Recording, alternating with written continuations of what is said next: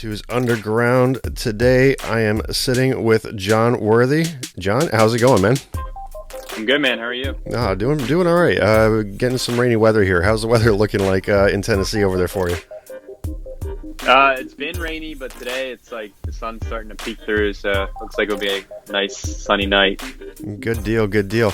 So, why don't you take a second, just introduce yourself and I guess your band, the 1's, yes? Yeah, so I'm in, my project it's just called Jon Worthy, and then when I play live, I usually go by Jon Worthy and the 1's, and there's a band with me. So I've been doing that for about 4 to 5 years now. Toured pretty extensively in 2019, played over 120 shows, mostly in the Southeast, Northeast, Midwest, and had a pretty big year planned 2020, as a lot of artists did, and had to kind of fight through that adversity of all those shows getting canceled. So, but yeah, I spent a lot of 2020 recording, writing, and now I'm just starting to release a song / music video about every 6 to 8 weeks or so for this whole year and into 2022 as well. So I've been super busy with that, starting to play some tour dates coming up, which will be really cool. I just got asked to play 2 dates at Music Fest, which is the largest free music festival in the country. It's really cool. I played there in 2019, so pretty stoked about that. And then I'm also in a couple other projects that I can talk about later too. Okay. Yeah, I've been super busy recently. Okay, awesome. Well, I'm glad that everything's starting to get back to normal for you, because obviously 2020, there was a big hit with everything, and Nashville's been big for as far as a music scene is concerned and everything like that. So to shut down and everything is just kind of a weird experience, right? So. So you don't record with your band normally? So I do. I've kind of taken a new approach to recording over the last year. I've kind of just been working, either self-produce it myself, or I work with another producer and we just play all the instruments ourselves. Okay, I gotcha. I'm definitely going to a more like pop-centric sound, I guess, as opposed to like gritty rock and roll. Lo-fi rock, but especially with my next single coming out, it's probably the poppiest song I've ever written / come out with. But yeah, it just depends on the song, really. The 2 singles that I have released this year were recorded, in a studio, but live as a band. Okay. Bass, drums. But a lot of the music that I'm currently working on, I'm either doing myself or just working with one other producer on. Okay, so give us a little bit of insight on your new single coming up. I know it's dropping June 25th everywhere, and it's called Soul Man. Tell us a little bit about that one. Yeah, so it's called Soul King. Sorry, Soul King. Parentheses, I don't want to be alone. And I wrote this in 2020 and recorded it with a producer in Nashville called, he goes by the name Vampsy. Super talented guy. He and I just, played all the instruments on this one, and it definitely has a very cool pop swagger to it. Very summer party type vibes especially in the chorus. And I just wanted to make a song that could make people dance and make them want to have fun and just enjoy life, but also make you think a little bit too, because it's not like a top 40 pop song. It still has some hip elements to it. And but yeah, I'm currently wrapping up the music video for this one, so that will be out on July 2nd, so about a week after the single comes out. And really stoked about how that video is coming along. And yeah, I think people are going to really enjoy this and also be surprised by the sound of the song, because it's definitely very different. Okay. Well, I mean, I can't wait to hear it, because I've spent a little bit of time on your website today, and listening to everything. It seems like I think that you're in a good place in life, because most of your songs are really up there and poppy and just kind of like happy mood and everything like that. So it doesn't. Do you do ballads? Do you like shy away from doing ballads or anything like that, or do you just prefer to do like upbeat music? I definitely have some ballads. My 2019 album was more of like a folky album. Something's Got to Give. There's definitely a couple ballads on that. I have one song, She's So Lovely. It's just like a straight up kind of slower rock song. It's definitely a ballad song, but it definitely has some like dynamics of going more upbeat at times. But I would consider that a ballad. A couple songs off my 2018 album are a little slower.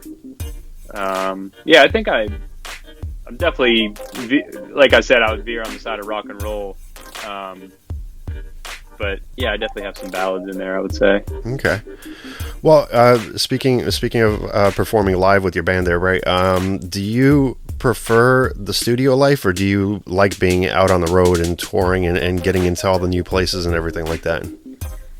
Performing is my favorite thing. I love being on stage. The energy you feel is unlike anything I've experienced in life. It's just an amazing feeling being up there. All eyes on you. Just so cool to be up on stage in any fashion, and I just love it. And then I also love traveling. I love trying new food, meeting new people, and all that goes hand in hand with touring. So I love the whole touring aspect, and just everything that it revolves around, I think is so cool. And that's why 2020 was definitely a very difficult adjustment for me, not having that. So to kind of bounce off your question, that kind of led me into more of the studio production world, because that's how I channeled my energy in 2020. Is if I can't tour, can't play shows, I'm gonna pick up a new skill and really dive into production. So I kind of built like a little bedroom studio that I've been recording out of, and I've even started recording, producing music for other artists. So that's some kind of like almost 50-50 now of what I really love to do. It's like half production, half touring and performing. So 2020 was good and bad. I picked up a new skill, but had to cancel like 75 shows. Oh, wow. Yeah. So are you signed to a label? Not totally independent. I do have like some micro sync contracts with different companies where my music gets placed in TV and stuff, and YouTube videos, and make some money off that. But I would say the goal probably in the long run is to get signed to play big shows. You can't compete with like the marketing tool of a record label. But if I could just keep doing it as an independent artist and have like that cult following type thing and play awesome shows, I would be open to that too. Well, I think you're definitely on the right path there, because I mean, if you had to cancel 75 shows, that's a pretty big deal, because there's some musicians out there that are struggling to get their foot in the door, to even do one show somewhere, So when you do these shows, like what's your typical audience looking like? Like I mean, are you performing for like 20, 30, 100? Like what kind of crowd are you usually diving into with that? It just depends. A lot of the shows, I would play with a couple other local acts in the city. So usually I would do like 2 to 3 day runs along the weekend. So like leave on a Thursday, come back on a Sunday, and play maybe like one typical run would be Louisville to Cincinnati, maybe to Columbus, Ohio, because each city leads to the next one. So I'd typically, contact a couple bands in each city and set up a show. And a lot of the time it would depend on the audience they bring in. But yeah, it depends. Sometimes the shows weren't great and there would only be, 10 to 20 people. But a lot of the time the shows were great. Like it's, anywhere from 50 to 200. And then some of the festivals I've played, it's over 1,000 people. Upwards, right? So it just really depends.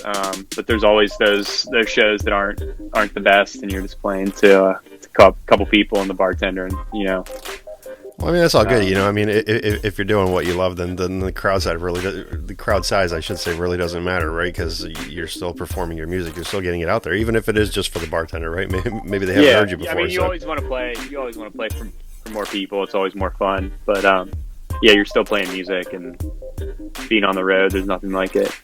Well, I can imagine. I've spoken to a few people that you know, kind of have like they're either on one side or the other of the spectrum, right? Very few actually like to do both. It's either, you know, let's get to touring or let's get in the studio, just one or the other. But obviously, you know, touring and hitting up new cities and trying to gain a new fan base is very important, you know, as a musician.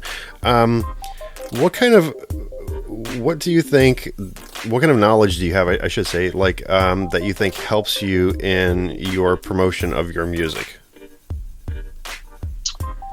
It's definitely that's a tough one. I think that's one of the hardest things is how do you reach people, and especially in today's climate with TikTok, you have to be so transparent. People really want to know like your life, and they want to know what your emotions are, and they want to be able to connect to that. And I think the most successful artists right now, that the ones that get big on TikTok, they're people that just other people can connect to for whatever reason. You know, people that maybe have body image issues or mental health issues, or they don't feel comfortable releasing their music, stuff like that everyday people can relate to. You know, it really benefits you to be able to be transparent and get that across to people in a way that they can understand. And I don't think I'm the best at that. I like to put all that emotion into my music and my art, as opposed to telling people. Just everybody see right away. Right. I'd rather write about it and make it into a song. That's my therapy, you know, is making music. And so I'm trying to get better at that, you know, how to connect to people on that level, because I do think that's kind of where everything's headed right now with social media. And but I mean, I just, you know, I get on some, as far as marketing goes, I've had some success getting on Spotify playlist. My YouTube videos have done fairly well. You know, one of my songs has over 75,000 views.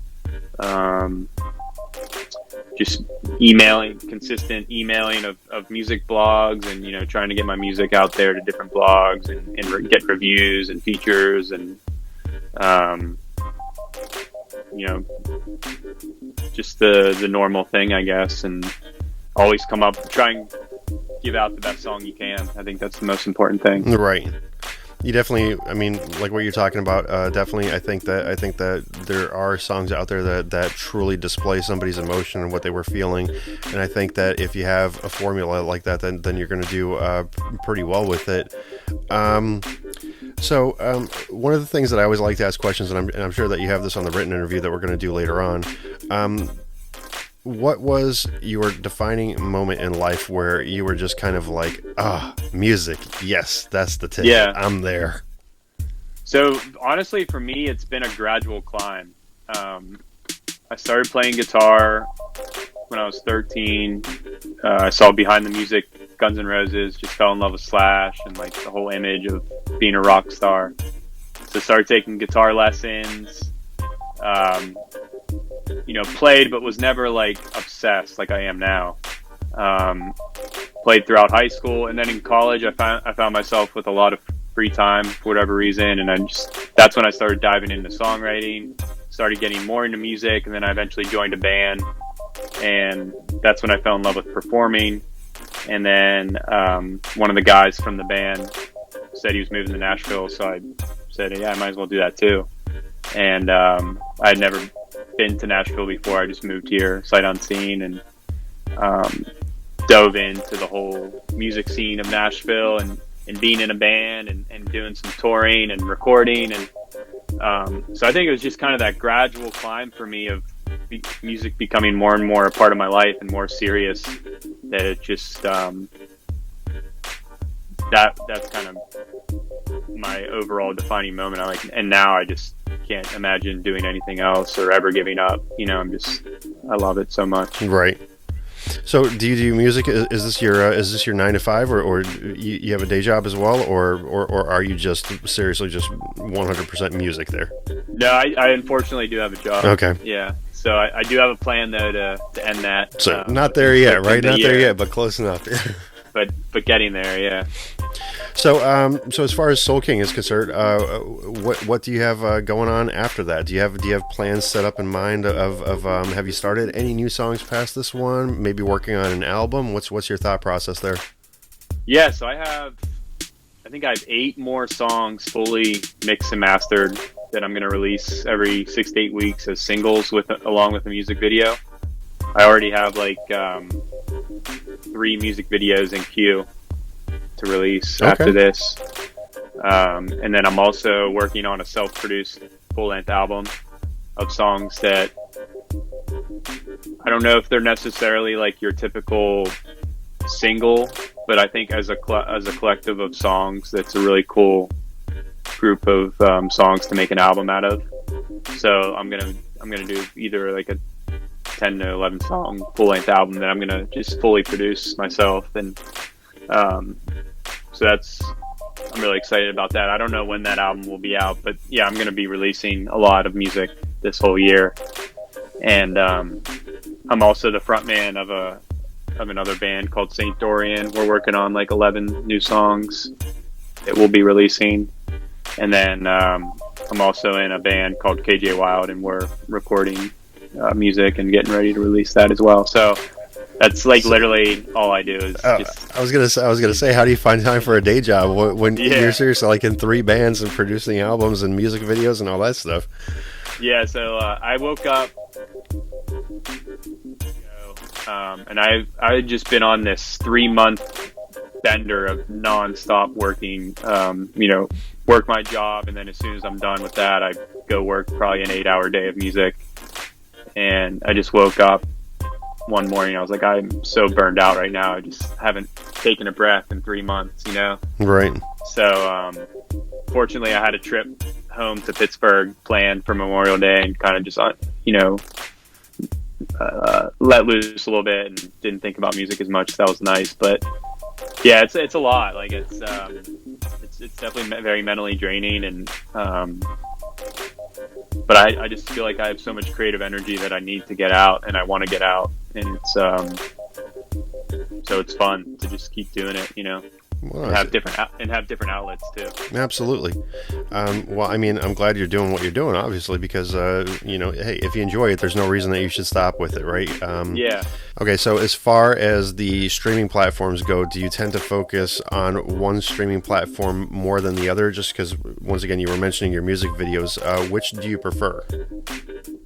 So, I don't know if you know this. YouTube is the #1 streaming platform. That's what gets the most plays of any music platform. So, my friend actually told me that at the beginning of last year, and like that's kind of when I set my plan to just, for my singles, I'm always going to have a music video to go along with it. So that's kind of where my plan of always having a music video with my single came from, and I guess that's where I would say I focus most of my time, because yeah, you have the song, but people want to see the artist. They want to see another artistic view of the song, and that's where the music video comes in. And I think I love watching music videos myself, and I think that's just a really cool way of trying to gain new fans, is have the music video that people can watch. Prior to that, it was definitely Spotify. I was always trying to get on various playlists and stuff, but I feel like unless you're on the editorial Spotify playlists, the ones that are actually from the people that work at Spotify, yeah, it's not going to get you a whole lot of a following. So that's kind of why I've pivoted over to YouTube. And but Bandcamp's really cool. I've started just kind of release on Bandcamp Fridays when they don't take a cut of the sales. I've started releasing like unreleased tracks. Okay. And putting up my merch for sale on Bandcamp that people can buy. on Bandcamp Fridays. I think they do that every 6 or 8 weeks. And so Bandcamp's really cool, and trying to think what else is out there. And then TikTok, trying to create TikTok videos and stuff. It's not really a streaming platform, but that's kind of all the rage right now. Right. Trying to get big on TikTok. I've been trying to figure out a way to kind of like market the radio show and everything on TikTok, but I really don't know. I'm kind of lost with TikTok myself, because YouTube is relatively inexpensive to advertise on, so like what you're saying, a lot of people like to see the a visual to the music as well. And I mean, you could literally put like a $2 a day advertising budget for 10 days, pay the $20 in advertising, and end up with a couple of thousand streams. And then if that ends up getting shared and liked and followed and everything, then hey, more power to it, right? Because then for the next video you just have even that much more subscribers, right? Whereas opposed to Spotify, I've found is really difficult to market because you have to go through traditional advertising venues with it. Something like maybe like iHeartRadio, or I'm really torn now between Facebook ads, because ever since the iOS updates have come out and they've had that little tiff with Facebook, I think it's made it even that much more difficult. Do you use any kind of traditional advertising like that, like advertising the videos through Google ads or Facebook ads? I've tried Google. I've tried both. Google ads seems to work pretty well. Isn't that what you use for a YouTube video? Yes. Yeah. Facebook, I don't know. It's just it's so hard to like pinpoint your audience, and I don't know. I feel like I kind of just throwing my money away when I go on there. Feel the same exact way. Yeah. And Instagram, you can do ads. I haven't had any success running ads on Instagram, but I mean, it's all kind of a crapshoot, right? To be honest, you never really know, but you got to try something,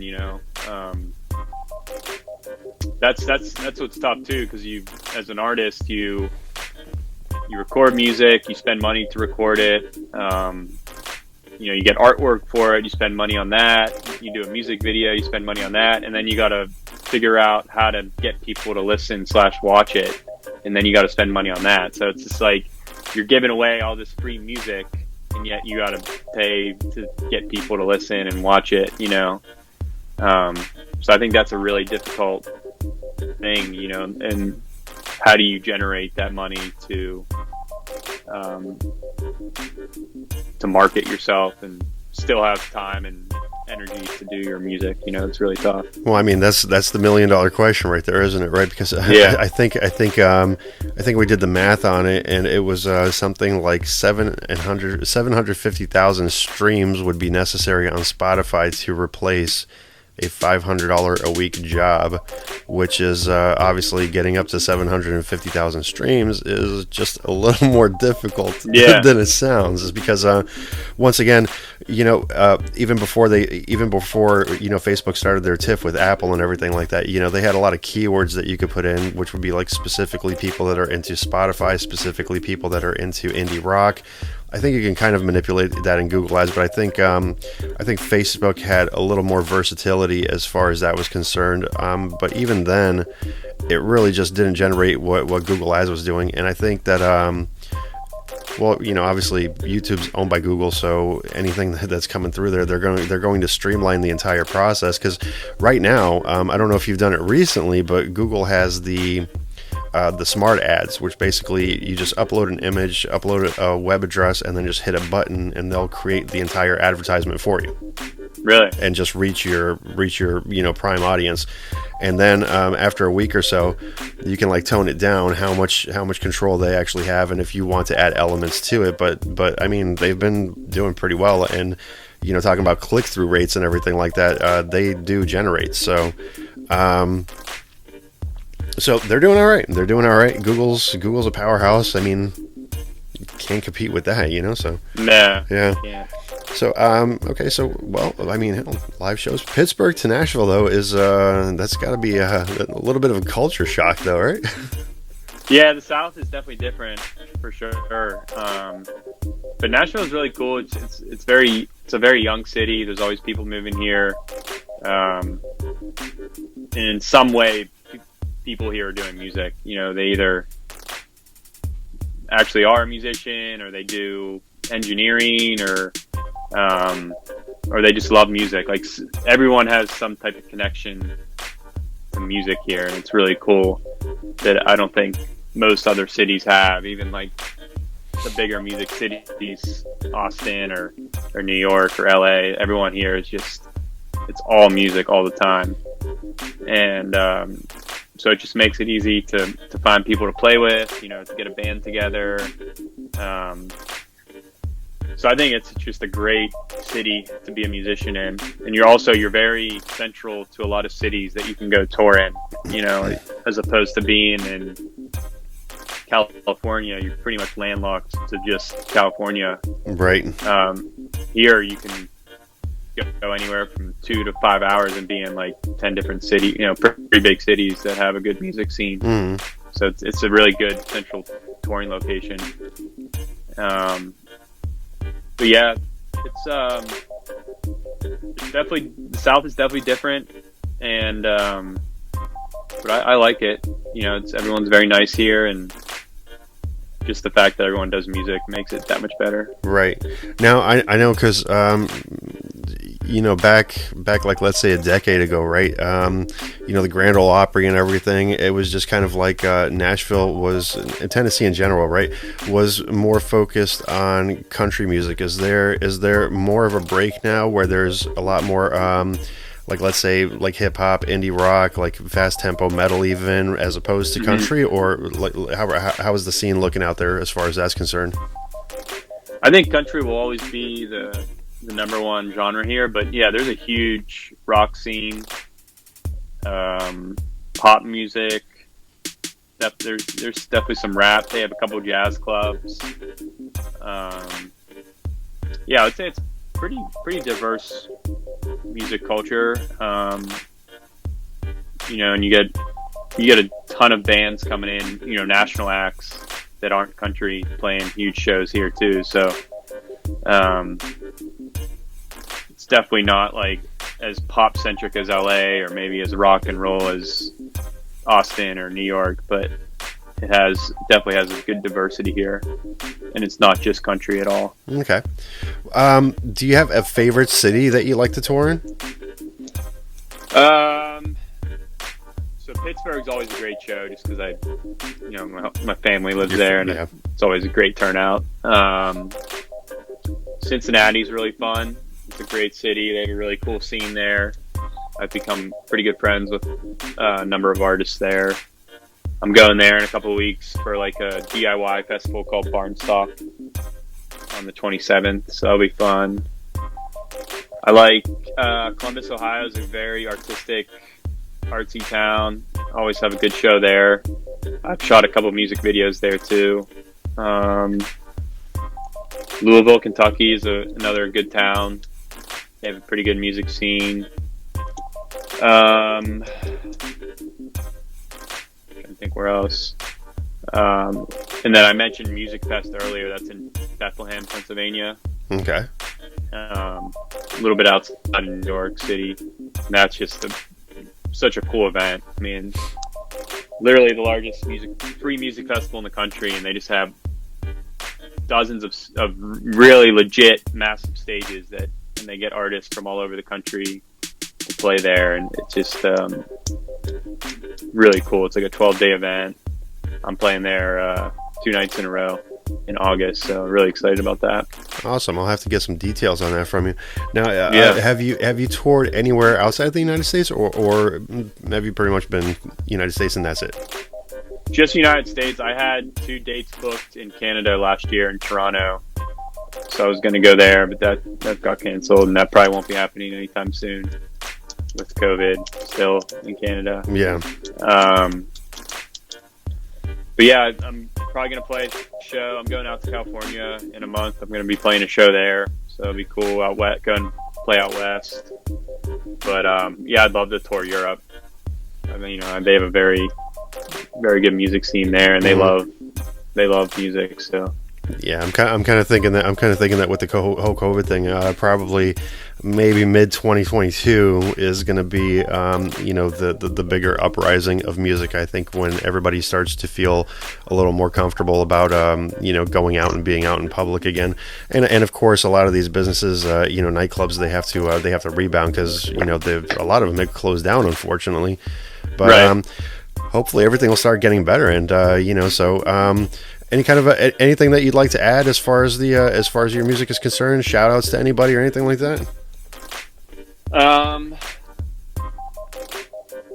Yeah, I would just say go check out. I mean, I spend a lot of time and effort, making these songs and music videos. I would, if you feel inclined to check out my music, I would recommend going to YouTube. Just type in Jon Worthy, and I think I have 9 music videos now. And I think they're pretty cool myself. They're pretty good production quality, and so I would recommend going to YouTube. And then I have about 60 songs on Spotify. I've put out 3 full-length albums, 2 EPs, and a number of singles. So I have music you could listen to for days. My website, I have merch for sale on there, jonworthythebends.com. Instagram, Facebook, TikTok, check me out on there at Jon Worthy Music. And basically if you just Google search me, you'll find my music everywhere. So just would love if anyone out there can check me out and share my music if you like it. As far as shout outs go, I don't know, I guess my parents and my brothers, my biggest supporters. Probably too many to name, I'm assuming, right? Yeah. My girlfriend, who I'm also in a band with. Was this band number 4 now? It was band 3. It's band 3, okay. Yeah. She's also a singer-songwriter here in town. Awesome. She's very supportive, and we like to call her the ghostwriter. She lends some ideas at times to my songs that she doesn't get credit for. So she's my ghostwriter, and she sings background vocals on a lot of my songs too. Okay. So it's been great having her support, over the last couple of years. That's awesome, man. And like I said, yeah. I listened to a lot of your stuff, and it all sounds very professionally produced. So I urge everyone that if you want to get more information on Jon, then listen to the words that he spoke. All of the links will obviously be in the description bar as well. And Jon, I hope that we can help you gain some new fans here, and get you one step closer to quitting that day job, man. yeah, I appreciate it, man. Appreciate the interview very much. Good luck with the release. We will be featuring the release on the 1's and 2's Underground show closer to June 25th. Obviously, mark that down on the calendar. It is in the description link. And then once again, like, subscribe, go check Jon out. Jon, once again, thank you very, very much for being part of this interview. If there's anything more that we can do for you in the future, just let me know, and we're gonna hook you up. Yeah, I appreciate it, man. No worries. Sounds good. All right, take it easy, bud. All right, Talk to you later. Bye.